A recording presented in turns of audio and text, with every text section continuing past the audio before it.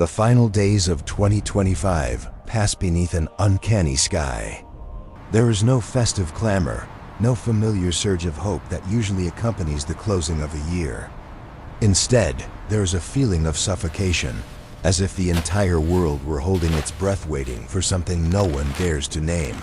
Looking back, we can scarcely recognize the world we once knew.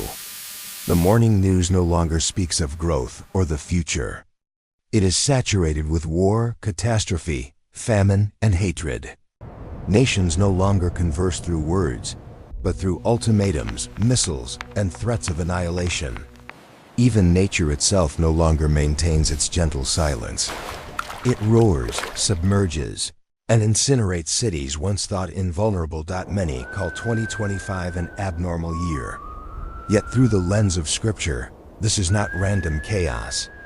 Jesus once warned that a time would come when people would hear of wars and rumors of wars, of upheaval so severe that human hearts would melt with fear. He did not call this the end. He called it the beginning of birth pains. Labor pains do not extinguish life. They signal that something is about to be born, yet they are also violent, relentless, and irreversible. That is precisely what 2025 is. Not the final climax, but the compression. Each event unfolds like an initial contraction, coming one after another, growing stronger, driving the world toward a point of no return. A shared sensation spreads across the planet. Time no longer flows as it once did. It is as though an invisible cosmic clock has begun its countdown, each tick slow yet merciless, moving toward the completion of 6,000 years of human history. 6 days by God's reckoning. 2025 is not the end. It is a warning. And if what we have witnessed so far are only the first pains, then 2026 is no longer merely another new year. It stands before us as the threshold of an unprecedented era, where everything written thousands of years ago appears to be lining up, ready to step into reality. The world stands on the brink. The question is no longer whether something will happen, but whether we are ready to face it. Labor pains do not arrive in a gentle or orderly sequence. They strike suddenly, violently, and each contraction is stronger than the last. As the world stepped into 2025, it began to feel this reality with painful clarity, not through a single event, but through a terrifying simultaneity. Nature erupted in fury, and human morality collapsed at the same time. The first contraction ignited in a place long regarded as a beacon of modern civilization. In January 2025, Los Angeles was no longer the city of dreams. The Santa Ana winds, once considered nothing more than a seasonal weather phenomenon, became a breath of destruction. They howled as if carrying a long-accumulated rage, fanning flames into a living inferno. Homes, vehicles, entire neighborhoods, even the affluent districts that once symbolized power and cultural influence melted beneath an uncontrollable heat. Those who witnessed it would never forget the sky that day. It was not the gray of smoke, but a deep crimson blood-red blanketing the city as ash fell without cease. This was not merely fire. It was a feeling of exposure, as if nothing remained to shield humanity from judgment. In the book of Revelation, the Apostle John described a terrifying vision. Fire and hail mingled with blood, poured out upon the earth. For many, this had long been read as symbolic imagery. Yet in 2025, Los Angeles made that symbol frighteningly real. This city did not merely export films or entertainment. For decades, it had become a hub for spreading values that eroded the boundary between good and evil, a place where violence was aestheticized as art, where what was once deemed immoral was legalized and celebrated. When the flames erupted, many began to ask, was this only a natural disaster or a warning written in fire? But fire was not the only sign of this contraction. Across the Pacific Ocean, Myanmar descended into a darkness more terrifying than smoke and flames. The videos circulating on social media in 2025 did more than horrify viewers. They unsettled their understanding of human nature itself. Soldiers fired upon unarmed civilians, laughing as they did so. Markets turned into execution grounds. Children, the elderly, the innocent were treated as though their lives held no value at all. St. Paul, in his letter to Timothy, wrote of the last days, people would be without natural affection. This is more than cruelty. It is the complete absence of compassion, the very foundation upon which human society once stood. When the suffering of others no longer makes us tremble, when cries are replaced by cold laughter, this is no longer ordinary warfare. It is the collapse of morality at its deepest level. And then, as if what was unfolding within human hearts were not enough, the ground beneath their feet began to shake. In March 2025, a powerful 7.7 magnitude earthquake struck Myanmar, tearing apart what little fragile stability remained. Buildings collapsed in an instant. Tens of thousands were buried alive. Yet the disaster did not end there. As structures fell, gas pipelines ruptured, and fires erupted everywhere. Entire residential areas turned into seas of flame, from which massive columns of black smoke rose, blotting out the sky. The prophet Joel once wrote of a day marked by blood, fire, and pillars of smoke. For centuries, these signs were read as symbolic language. But in Myanmar in 2025, all three appeared in a single moment: the blood of tens of thousands of victims, fire-consuming cities, and smoke so dense it swallowed the light of the sun. When fire fell upon Los Angeles, when compassion died in the streets of Myanmar, and when black smoke covered the sky of a nation drenched in blood, the world began to realize that these were no longer isolated events. They resembled the first contractions of a far greater pain drawing near. The year 2025 revealed a terrifying truth. The greatest horror is not merely nature's fury, but humanity's loss of fear before evil. And when fire from the heavens meets darkness in the human heart, it is the clearest sign that the labor pains have truly begun. Once the first contractions had begun, the world was forced to confront a cold truth. There was no place truly safe anymore. Wealthy nations and modern cities, armed with advanced technology, proved just as fragile as the poorest villages when nature decided to lift its voice and roar. In March 2025, Australia, a land long considered stable and distant from the great fault lines of history, suddenly became the epicenter of terror. Cyclone Alfred was not merely a meteorological event. It bore the presence of an ancient force awakened, violent, and beyond negotiation. The winds shrieked like howls, yet what haunted survivors most was not the wind, but the sound of the sea.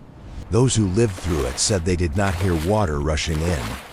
They heard a roar, a deep, relentless sound, echoing like thunder that never ceased, as waves several meters high smashed into homes, bridges, and every symbol of modern life.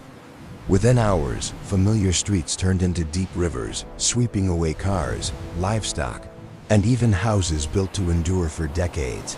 Never before had Australians felt so small. The government declared a state of emergency. A developed nation with a vast defense budget and advanced systems of governance was forced to seek help from beyond its borders. Before a raging ocean, humanity was no longer the master, but merely a survivor. In the Gospel of Luke, Jesus spoke of signs of the last days, the sea and the waves roaring. For centuries, those words were understood symbolically. But in March 2025, along Australia's coastline, they became a chilling lived experience. The sea did not merely rise, it roared, as if nature itself were protesting an order humanity believed it had under control. Yet while the roar of the sea struck fear into wealthy nations, elsewhere in the world, a quieter terror was suffocating every breath. In Sudan, the year 2025 was not marked by a single catastrophe, but by the slow grind of hunger. A prolonged civil war had torn the nation apart, turning once bustling cities into ruins. Hospitals collapsed, schools vanished. And when every social structure disintegrates, the first thing stripped away is food. The images emerging from Sudan silenced the world. People bent down to pull grass from the ground, chewing it hastily as if it were their last source of life. Children with sunken eyes from malnutrition. Mothers forced to choose who would eat that day. This was not temporary scarcity. This was famine by design. The cold numbers spoke for themselves. Tens of millions depended on meager aid rations. The price of wheat soared until a single loaf of bread cost a full day's wages. This was not merely an economic crisis. It was the precise fulfillment of words written nearly 2,000 years ago. In the book of Revelation, the Apostle John saw a rider on a black horse, holding a pair of scales. And he heard a voice say, "A day's wages for a measure of wheat." Those scales did not symbolize justice, but ruthless rationing. Where life itself is measured out in tiny portions, Sudan in 2025 was like a stage upon which the black horse stepped out of the pages of scripture. When people must labor all day just to exchange it for a morsel of food, this is no longer prophetic speculation. It is raw, painful, undeniable reality. The roar of the sea in Australia and the hunger in Sudan may seem unrelated, one the violent force of nature, the other the silent exhaustion of humanity. Yet placed side by side, they form a terrifying picture, the total fragility of human civilization.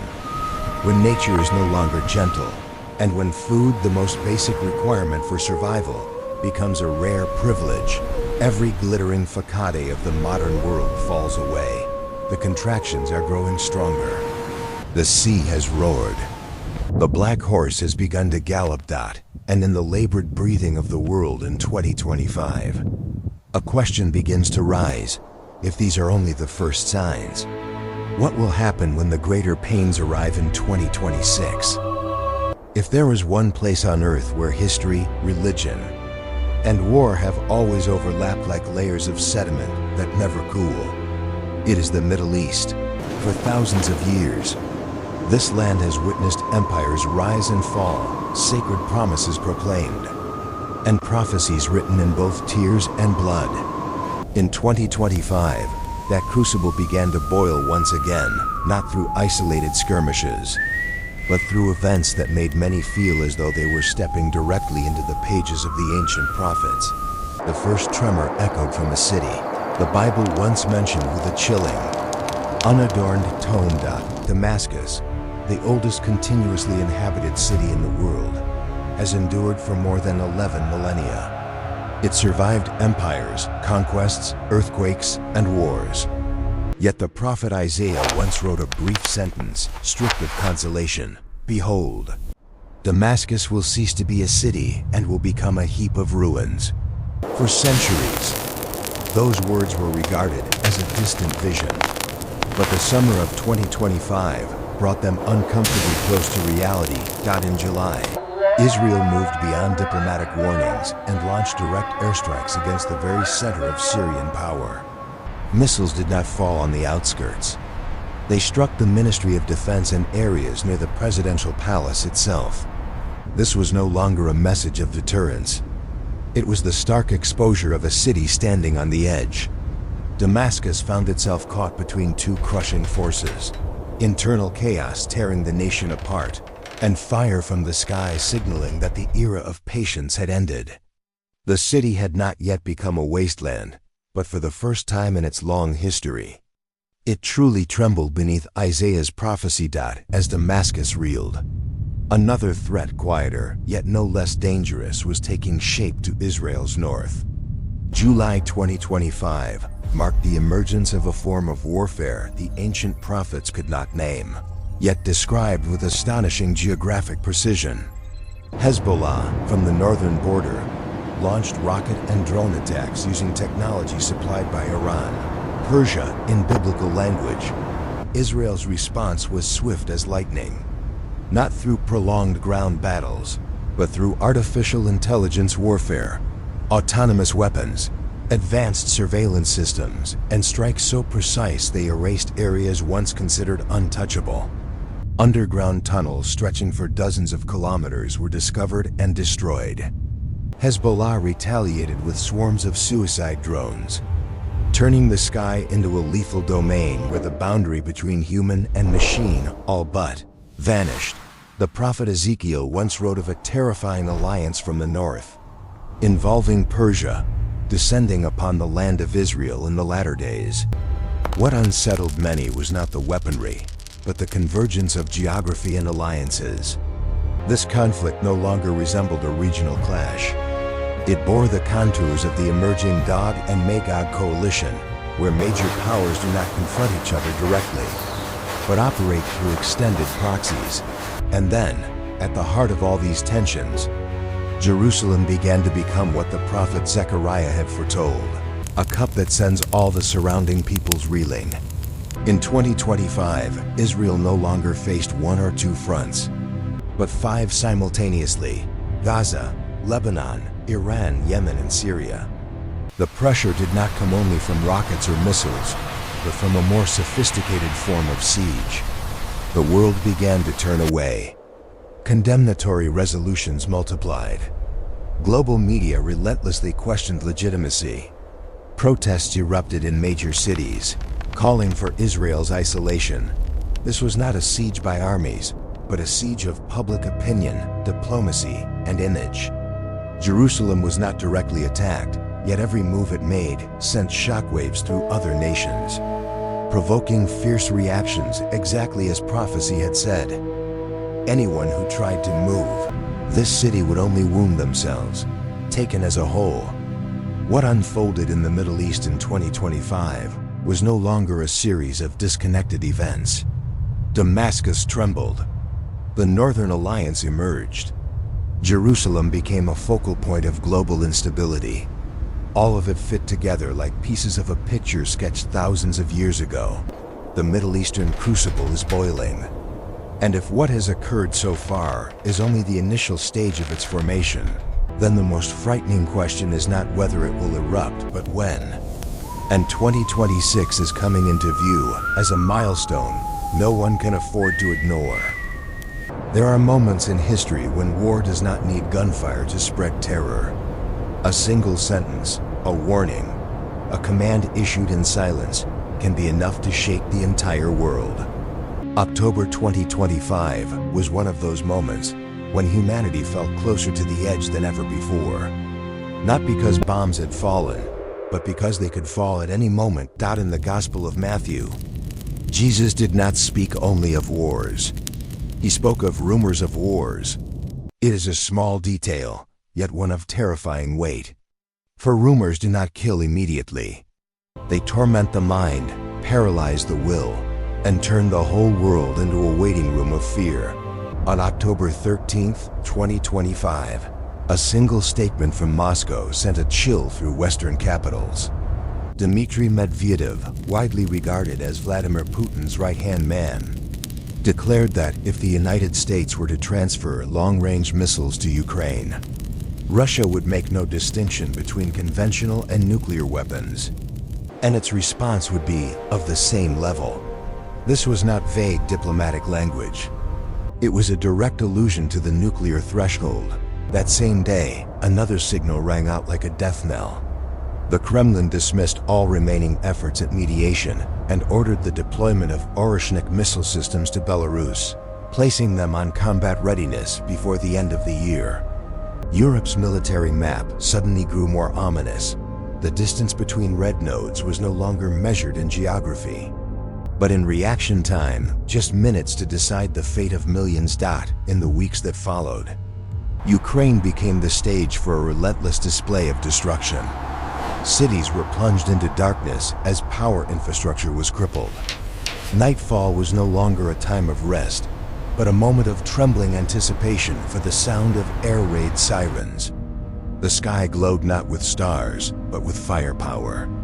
These scenes did not merely signal a prolonged war. They stirred the fear that one more misstep could erase every remaining boundary. What gives these events a prophetic quality is not the number of missiles or the scale of devastation. It is the atmosphere that enveloped the world. Governments calculated every move with nerves stretched to the breaking point. Financial markets wavered. Ordinary people, thousands of miles from the front lines, began asking a question many previous generations had thought unnecessary. If nuclear war were to happen, what would we do? This is precisely the rumors of war that Jesus spoke of. Not total war, but the suspension of annihilation, enough to plunge nations into confusion and dread. A world living under nuclear rumor is a world where every decision is distorted by fear, where the smallest mistake can trigger irreversible consequences. As 2025 drew to a close, no nuclear warheads were launched. Yet this brought no relief. Instead, it left the unsettling sense that humanity had stood at the edge and looked down long enough to understand its depth. And if 2025 was the year of threats and deterrent deployments, then the greatest fear entering 2026 is not whether war will break out, but who will be the first to lose the patience to stop. The rumors have sounded. The weapons are in position. The world is waiting, not in peace, but in a dreadful silence before the final storm. While the world was still holding its breath over the rumors of war from the north, another movement, slower, quieter, yet no less decisive, was unfolding in the east. It was not as loud as bombs, nor as fiery as the Middle East, but every step bore the mark of long-term preparation. Cold, deliberate, and calculated down in the book of Revelation. Chapter 16. There is an image that has troubled generations of Bible readers: the Euphrates River, drying up to prepare the way for the kings from the east. For centuries, this image was understood in ancient geographical terms. The Euphrates was a natural barrier separating the empires of the east from the lands of the west. Once that river was gone, the path of advance would lie open. But in the 21st century, the barrier is no longer a river. It is the ocean. It is strategic sea lanes, control of global supply chains, energy routes, and transportation networks. And in 2025, what unfolded in the South China Sea suggested that the river of the modern age was being steadily drained down in May 2025. The world witnessed incidents that appeared minor on the surface: ship-to-ship confrontations, large-scale military exercises, and hardened statements issued amid rising tension. Yet behind these images lay an undeniable reality: a struggle for control over the world's vital maritime arteries. Multinational military drills, the dense presence of warships, and acts of imposed control were no longer defensive in nature. They resembled the first blows of a pickaxe, striking the bedrock of the old order to carve out a new passage. Not a path toward peace, but a corridor for the redistribution of global power. If the Euphrates of antiquity dried up to allow armies to march, then the South China Sea in 2025 was being drained in a strategic sense, step by step neutralizing Western control, step by step ensuring that when the moment comes, the forces from the East will no longer be obstructed. What makes this especially unsettling is the absence of a single explosive moment. Everything unfolds in the gray zones of international law, in exercises labeled defensive, in confrontations described as mere incidents. Yet history is rarely decided by loud moments. More often, it is shaped by quiet preparations, while the world is still debating terminology. For students of Scripture, these developments carry a familiar resonance. Armageddon is not portrayed as a war ignited by sudden emotion. It is the culmination of a long process in which great powers are already prepared in logistics, positioning, and resolve. And 2025 revealed that this process is no longer theoretical. As sea lanes come under control, as military alliances are tested through drills, as the boundary between peace and conflict grows increasingly blurred, the world is witnessing a phase of preparation, not for a localized clash, but for something far larger, where the East is no longer merely observing, but readying itself to step onto the center stage of history. The kings from the East have not yet marched. but their road is being opened day by day. And in the broader picture of 2025, this carries a chilling message when the final barriers fall, when the strategic river no longer divides. Armageddon ceases to be a distant concept. Confined to the pages of Revelation. It becomes a prepared possibility, waiting for the right moment to step out of Scripture and into the reality of 2026. When we look back at everything that unfolded in 2025, from fire falling upon cities, the collapse of morality, roaring seas, spreading famine, a Middle East ablaze, to nuclear threats and the clearing of strategic corridors, one unavoidable question rises to the surface. Where is all of this leading us? The Bible does not merely present signs. It also offers a way of understanding time itself. St. Peter wrote that for God, one day is like 1,000 years, and 1,000 years are like one day. These words were not given to satisfy curiosity, but to help humanity grasp that history does not drift aimlessly. It moves according to a rhythm that has already been set. By this reckoning, human history resembles a cosmic week. The first 4 days, roughly 4,000 years, passed from Adam to Jesus Christ. The next 2 days, about 2,000 years, extend from the time of Christ to the present. Added together, humanity now stands at the end of the 6th day, approximately 6,000 years since mankind entered history. And if this framework is correct, then what lies ahead is not a radiant era of progress, but the greatest transition humanity has ever known. Scripture calls this period the 7 years of great tribulation, a time of collapse, total control, testing of faith, and the emergence of the mark of the beast, where human freedom and conscience will be subjected to pressures unlike anything before. Within this context, the year 2026 is no longer a random number on the calendar. It appears as a threshold, a doorway the world must cross, whether prepared or not. The structures that once provided a sense of security, economic, political, technological, are all shaking at the same time. And in the void they leave behind, a new axis of power is coming sharply into focus. Russia, Iran, China. This is not merely a geopolitical alignment, but something many believe the ancient prophets foresaw from afar. The final message of 2025 is not a call to panic. It is a warning. As the cosmic clock draws closer to midnight, humanity is invited to look inward. Where is our trust placed, and what are we truly preparing for? If 2025 was the year when the labor pains became unmistakable, then 2026 stands before us as the moment when history takes a deep breath. Not to rest, but to step into the most serious chapter humanity has ever faced, where light and darkness will be separated more clearly than ever before.